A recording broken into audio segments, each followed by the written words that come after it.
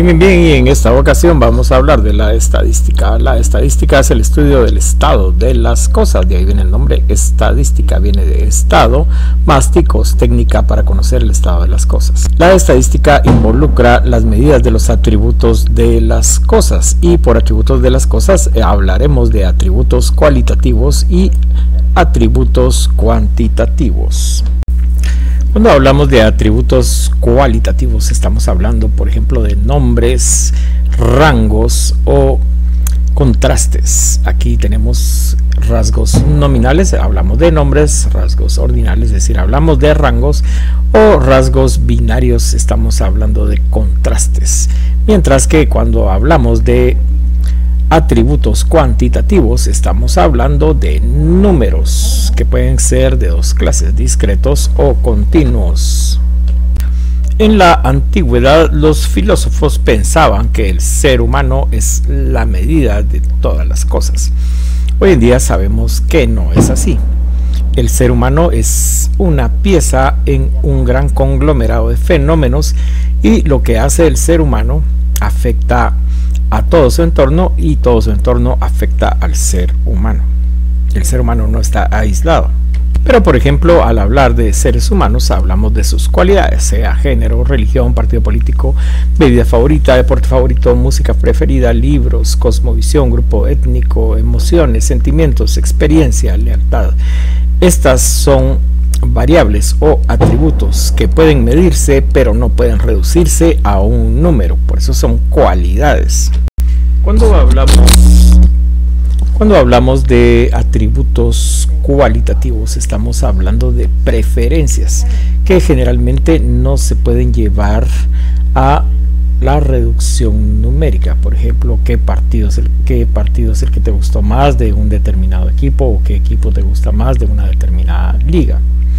También, por ejemplo, el grupo étnico al cual pertenece una persona, o de qué grupo étnico viene tu familia, o qué grupo étnico te parece el más progresista, el más cool, etcétera. Estas son cualidades, no pueden reducirse a cantidades escritas en forma de número. También, por ejemplo, las preferencias políticas generalmente son cualidades. No podemos decir, bueno, me gusta un 10 de fulano, me gusta un 8 de sutano, sino que decimos, me agrada este candidato no me agrada. Estas son cualidades las cuales estamos midiendo.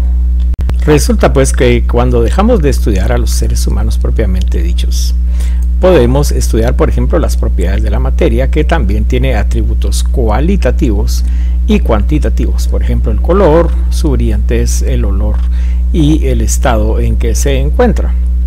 También cualquier elemento de la materia inanimada tiene masa, volumen, densidad, etcétera, y estas son cantidades que se pueden expresar por medio de un número, mientras que sus atributos cualitativos simplemente se expresan por un rango, un orden, una escala ordenada. Los seres humanos estamos preparados para percibir cualidades y cantidades desde que somos muy pequeños, y de hecho una de las fortalezas que se nos estimula mientras estamos aprendiendo es que podamos operar sobre los atributos de las cosas con las que jugamos.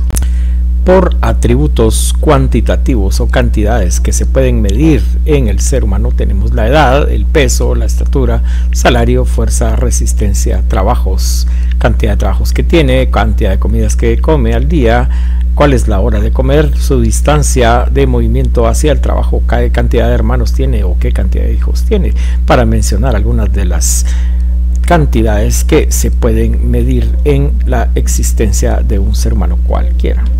Cuando hablamos de atributos cuantitativos, tenemos una infinidad: edad, estatura, temperatura, precios, población, distancias, peso y muchas otras variables, siempre y cuando se puedan representar con cifras.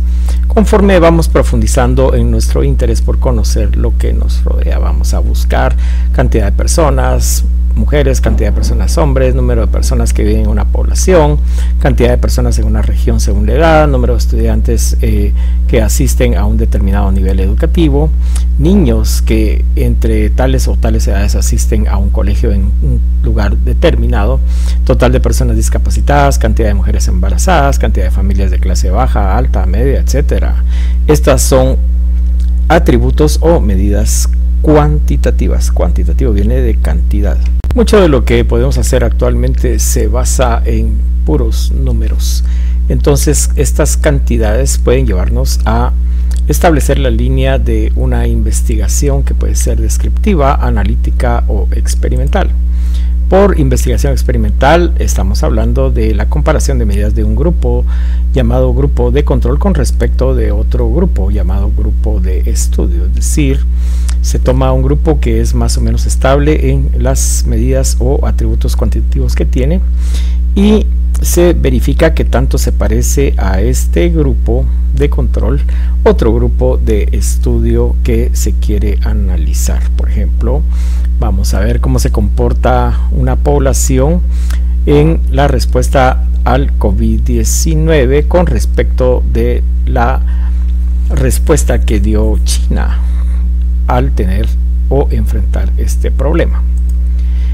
La investigación puede ser descriptiva cuando tomamos las mediciones cuantitativas que tenemos y sobre ellas les aplicamos mediciones estadísticas en el papel, puras fórmulas para obtener una imagen de lo que la población está experimentando. La investigación es analítica cuando podemos establecer conclusiones o inferencias a partir de lo logrado en una investigación científica, y para esto también existen métodos estadísticos específicos para llegar a establecer la veracidad de dichas conclusiones.